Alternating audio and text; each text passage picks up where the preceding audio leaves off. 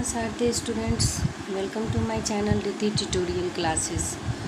आज मैं पिछले क्लास में मैंने बताया था कि काइंड्स ऑफ पार्टनर्स, और आज का हमारा टॉपिक होगा काइंड्स ऑफ पार्टनरशिप, मतलब साझेदारी के कितने भेद हैं। पिछले क्लास में बताया था कि पार्टनर्स कितने प्रकार के होते हैं।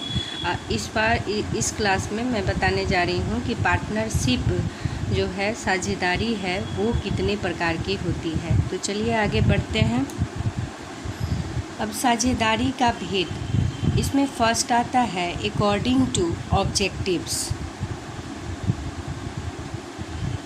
अकॉर्डिंग टू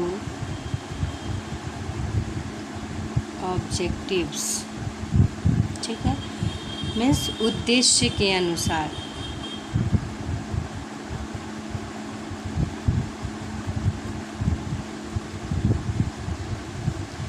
पार्टनरशिप बिजनेस होने जा रहा है तो उसका उद्देश्य क्या होगा, उसके अकॉर्डिंग क्या होता है कि उसका भेद किया जाता है। तो उसमें फर्स्ट आता है ऐच्छिक साझेदारी। ऐच्छिक साझेदारी,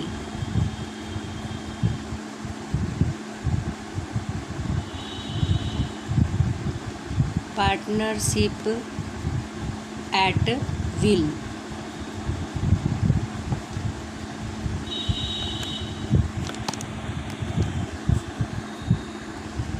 तो ये दो तरह की साझेदारी होती है अकॉर्डिंग टू ऑब्जेक्टिव्स, उद्देश्य के अनुसार। फर्स्ट होता है ऐच्छिक साझेदारी और सेकंड होता है विशेष साझेदारी।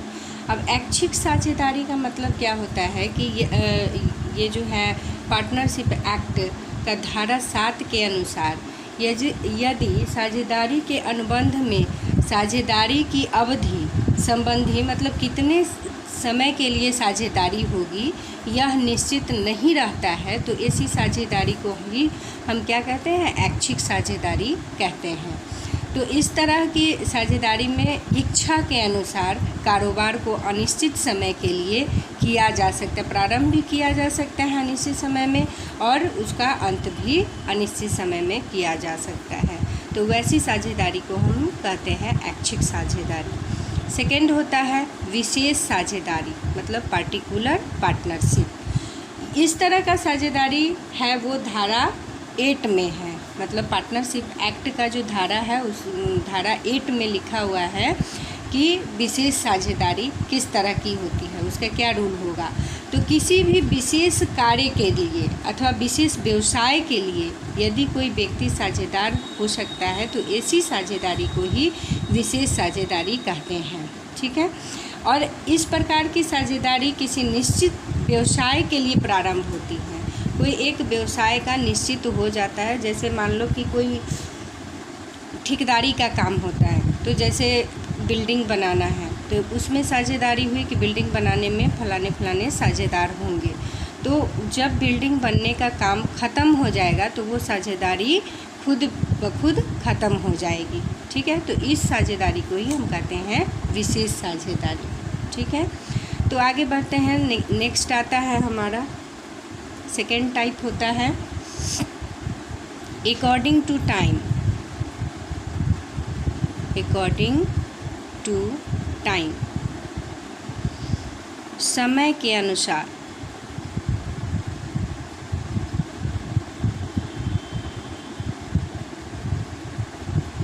समय के अनुसार में फर्स्ट है।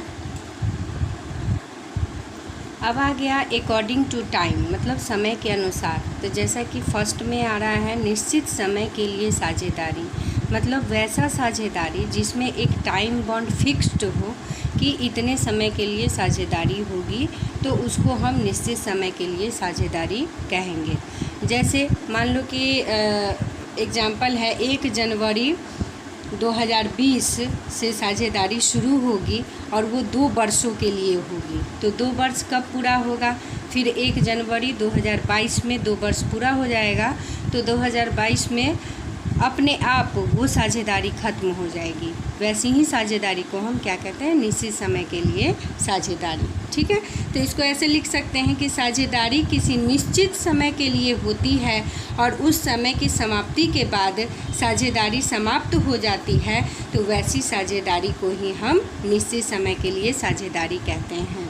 ठीक है, सेकेंड आता है अनिश्चितकालीन साझेदारी, नॉट फिक्स टर्म पार्टनरशिप। जैसा कि नाम से ही पता चल रहा है कि इसमें कोई टर्म फिक्स्ड नहीं होता है कि कितने समय के लिए साझेदारी होगी। मीन्स ये साझेदारी जो होती है वो लगातार चलने वाली होती है तब तक जब तक कि कोई अचानक कोई घटना न घट जाए, मतलब कोई साझेदार की मृत्यु ना हो जाए, कोई साझेदार पागल हो जाता है तभी वो साझेदारी खत्म होगी, वरना वो साझेदारी खत्म नहीं होगी। उसे ही हम क्या कहते हैं, अनिश्चितकालीन साझेदारी।